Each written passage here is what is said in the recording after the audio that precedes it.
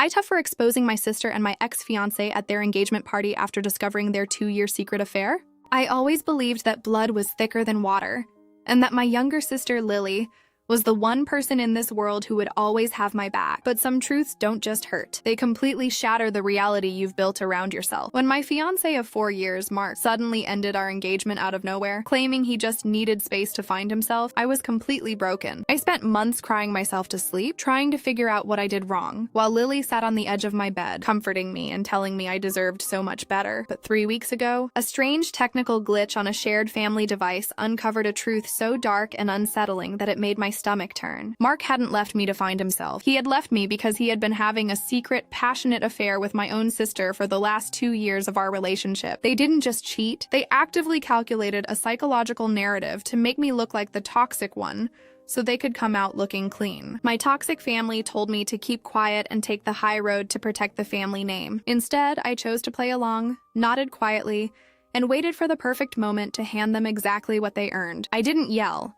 I didn't scream, but what I did at their formal engagement party in front of 200 guests left the room in a suffocating silence that they will never, ever be able to erase. If you want to know how a silent strategy can completely turn the tables on deep behavioral betrayal, listen to the very end. I am a 27-year-old digital content creator, and if there was one thing I prided myself on, it was my ability to maintain stability in my personal life. My relationship with Mark felt like a sanctuary. We met during our mid-20s, a time when most people are still trying to figure out their career trajectories and personal values. Mark was grounded, articulate, and possessed a behavioral calm that perfectly balanced my highly structured, fast-paced professional life. Our relationship wasn't built on impulsive, short-lived passion. It was developed through years of shared goals, mutual respect, and deep emotional alignment. When he proposed to me on our 4th anniversary, it felt like the natural, beautiful progression of a foundation we had spent years pouring into. My family, particularly my mother and my younger sister Lily, seemed ecstatic. Lily, who is 2 years younger than me, volunteered to be my primary maid of honor, constantly expressing how deeply she admired the dynamic Mark and I shared. For the first 6 months of our engagement, everything proceeded with remarkable fluidity. We booked a venue, finalized our guest list of over 150 people, and began the intricate process of merging our financial profiles for a down payment on a home. But looking back now, the subtle shift in the psychological atmosphere of our home started right around the winter of last year. Mark's behavioral patterns began to alter in ways that were incredibly difficult to articulate at first. He didn't become aggressive, nor did we engage in loud, chaotic arguments. Instead, it was an unsettling, gradual withdrawal. His responses to my texts became strictly administrative. When we sat down for dinner, his eyes would constantly drift to his phone, and his body language became stiff, almost defensive. Whenever I sat close to him, whenever I brought up this emotional distance, Mark would utilize a very calculated narrative strategy. He would sigh heavily, rub his temples, and tell me that his corporate workload was becoming unmanageable. He began describing himself as mentally exhausted, stating that my constant desire to discuss our relationship dynamics was adding unnecessary pressure to his already fragile mental state. Because I loved him deeply, I allowed myself to be entirely gaslit by this behavioral manipulation. I began stepping on eggshells, minimizing my own emotional needs to accommodate his alleged exhaustion. I stopped asking questions,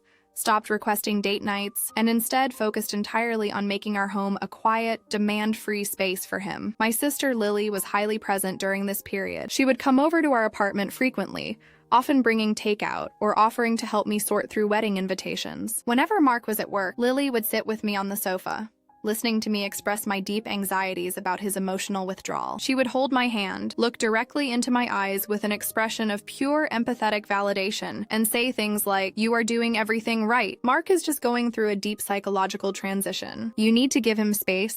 Otherwise, you might push him away entirely." I viewed Lily as my absolute rock. I trusted her behavioral advice implicitly, believing that her presence in our apartment was a sign of deep sibling loyalty. I never once questioned why she seemed to know exactly when Mark would be arriving home, or why she had suddenly started changing her personal wardrobe to match a style that was noticeably more sophisticated than her usual aesthetic. The breaking point arrived on a rainy Tuesday evening in March. Mark came home, walked past me without making eye contact, and sat heavily on the edge of our bed. When I walked in to ask him how his day was, he didn't look up. He simply stared at the floor and whispered that he couldn't do this anymore. He stated that the engagement felt like a suffocating weight, that he had realized he wasn't ready for the lifelong psychological commitment of marriage, and that he needed to be entirely alone to figure out his life. The suddenness of the declaration was completely unsettling. I felt the air leave my lungs. I didn't beg, but I asked him if we could seek professional relationship counseling, or if we could simply pause the wedding planning for a few months. He shook his head coldly, stating that his decision was absolute and final. Within 2 hours, he had packed 2 suitcases of his essential belongings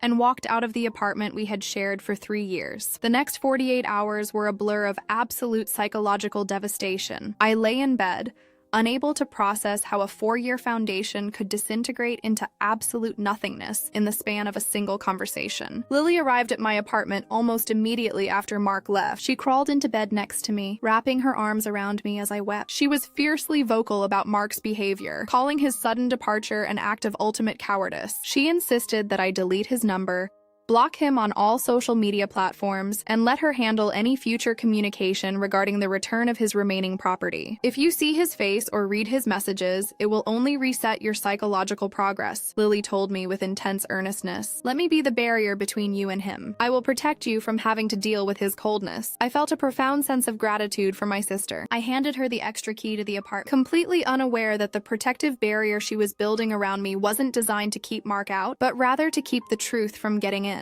Apartment to drop off some groceries before heading out to what she described as an overnight corporate seminar. In her haste, she left behind her older tablet on my kitchen counter. The device was an older model that we had shared years ago during our college days, and it was still technically linked to an old shared cloud storage profile that we had never bothered to unsync. While I was working at my desk, the tablet began to emit a continuous series of notification chimes. Fearing that it might be an urgent communication from our mother regarding a family matter, I walked over and activated the screen. The screen did not display a message from our mother. Instead, it was an active, real-time message preview from a contact saved simply under a single dot emoji. But the profile picture associated with that dot was unmistakable. It was Mark. My heart began to beat with a sudden, erratic intensity. I unlocked the device, my fingers trembling as a deep, instinctual dread took hold of my mind. I opened the messaging application, and as I scrolled upward through the archive of their communication, the true nature of the reality I had been living in for the past 2 years was laid bare before my eyes. The messages did not detail a recent post-breakup connection. They contained an exhaustive, highly chronological record of a secret affair that had been actively occurring while Mark and I were planning our future together. The psychological depth of the betrayal was staggeringly precise. There were messages dated from the exact week Mark and I had finalized our wedding venue, showing photos of Lily and Mark spending the weekend together at a boutique hotel while I was away on a business trip. There were conversations where Lily explicitly advised Mark on how to psychologically distance himself from me, mapping out a deliberate behavioral strategy to make me feel insecure and anxious,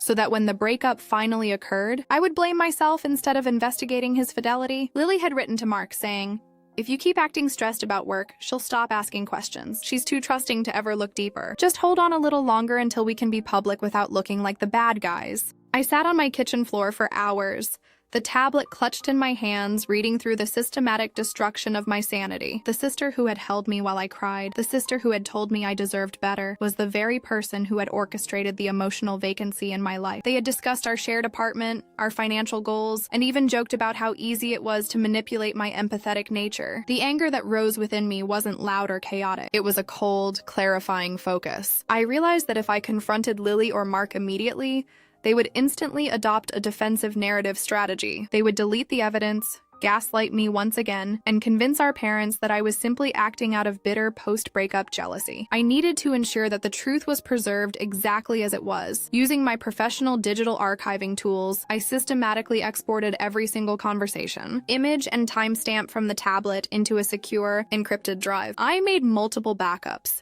ensuring that the chronological record of their 2-year deception was completely undeniable. Once the data was safely secured, I carefully placed the tablet back on the kitchen counter in the exact position Lily had left it. When she called me an hour later from her seminar, her voice breathless as she asked if she had left her device at my place, I maintained a perfectly calm, undisturbed vocal tone. "Yes, you left it right on the counter," I said smoothly. "Don't worry, I haven't touched it. I'll leave it out for you when you get back tomorrow." When I hung up the phone, I stood in the silence of my apartment and made a firm psychological commitment. I would not cry another tear. I would not engage in a messy private confrontation. I would wait, observe, and allow them to walk directly into the trap of their own immense entitlement. 3 weeks after my discovery, the next phase of their calculated plan unfolded exactly as the messages had predicted. My mother called a mandatory family dinner at her home, stating that Lily had an incredibly important life update to share with the family. When I arrived at my parents' house, the psychological tension in the living room was almost palpable. Mark was standing next to my sister, his arm wrapped firmly around her waist. Lily looked at me with a mixture of performative nervousness and underlying triumph. Before I could even greet them, my mother stepped forward, her hands raised as if to deflect an impending explosion. "Please, just listen before you say anything," my mother pleaded, her eyes darting nervously around the room. "Lily and Mark have found a deep, beautiful connection. They didn't mean for this to happen, but love is unpredictable. We need you to be the bigger person here." Lily then stepped forward, her voice trembling slightly as she attempted to deploy her pre-planned narrative strategy. "We never wanted to hurt you," she whispered, looking down at the floor. "Mark and I only realized our feelings for each other a few weeks ago, long after you two broke up. We tried to fight it, but we can't ignore our hearts. Please tell us you understand." Mark stood behind her, his posture rigid, maintaining a cold, silent gaze, waiting for me to scream, cry, or storm out of the house. They had fully prepared themselves for a chaotic, emotional reaction from me, because a chaotic reaction would allow them to paint me as the unstable, bitter ex-wife-to-be who couldn't handle their newfound happiness. Instead, I looked at them, let out a slow, deliberate breath, and allowed a soft smile to form on my face. "If you are both happy, then I am glad you found each other," I said, my voice completely devoid of anger. The entire room went dead silent. My mother let out a massive sigh of relief, and Lily's eyes widened in absolute shock. They were completely disarmed by my compliance. My father stepped forward and clapped me on the shoulder, praising my maturity and stating how proud he was that I was putting family unity above personal grievance. Over the next hour, they confidently detailed their upcoming plans. Because they believed I was entirely compliant, they announced that they were skipping a long engagement and had already booked a massive, formal engagement party for the following month at a luxury country club to celebrate their union with all our extended family and professional colleagues. Over the next 4 weeks, I practiced the ultimate form of malicious compliance. I didn't distance myself. Instead, I actively participated in their party preparations whenever my mother asked for my input. I helped review the guest lists and even assisted Lily in choosing the color schemes for the table layouts. My compliance completely blinded them to any potential danger. Lily became so entirely comfortable that she began openly boasting about how perfect her new life was, completely convinced that she had successfully rewritten the narrative of how her relationship with Mark had begun. In her mind, she was the heroine of a grand romance, and I was merely a distant, accommodating footnote. But behind the scenes, I was executing a highly detailed technical strategy. The country club where the engagement party was being held was a venue I had personally worked with for several corporate digital media events in the past. I knew the event coordinator well, and I understood the structure of their audio-visual systems. 2 weeks before the event, Lily asked me if I could help her compile a digital photo montage of her and Mark's childhood and recent post-breakup travels to be projected on the giant screens during the main dinner speech. I accepted the responsibility with absolute grace. "I would love to handle the digital presentation for you," I told her sweetly. "I'll make sure it's an experience that none of the guests will ever forget." As I designed the file, I ensured that the first 2 minutes of the presentation contained exactly what Lily expected: beautiful, high-resolution images of her and Mark smiling against scenic backgrounds. But the remaining 10 minutes of the file contained the encrypted high-definition screenshots of their 2-year affair, complete with dates, times, explicit text messages, and the strategic conversations detailing how they planned to gaslight me. I saved the file under a standard format, verified its compatibility with the venue's system, and waited patiently for the arrival of their big day. The evening of the engagement party arrived, characterized by an atmosphere of immense luxury and high social expectation. The grand ballroom of the country club was filled with over 200 guests, including our entire extended family, childhood friends, and prominent professional associates of both my parents and Mark's corporate circle. Lily looked radiant in a white silk cocktail dress, moving through the crowd with an air of absolute social victory. Mark stood by her side, basking in the congratulatory remarks of the guests, completely confident that his past actions had been successfully buried beneath a layer of familial compliance. I sat at a table near the back of the room, dressed in a sharp, elegant navy dress, maintaining a calm, observant composure that gave absolutely no indication of the psychological storm that was about to unfold. Around 9 o'clock, the clinking of a glass signaled the beginning of the formal announcements. My father stood at the center microphone, delivering a warm, emotional speech about the unpredictable nature of love and expressing his deep gratitude for the unity and strength of our family. As his speech drew to a close, he gestured toward the giant projector screens hanging on the main walls of the ballroom. And now, my father announced with a smile, our eldest daughter has put together a special digital presentation to showcase the beautiful journey of Lily and Mark. Let's turn our attention to the screens. The lights in the ballroom dimmed to absolute blackness. The ambient music swelled, and the presentation began. The first few slides displayed beautiful, innocent images of Lily and Mark from their college years, followed by recent photos of them at local dinners. The guests smiled, nodding in appreciation of the visual narrative. Lily turned her head to look at me from across the room, offering a smug, self-satisfied nod of acknowledgement. Then,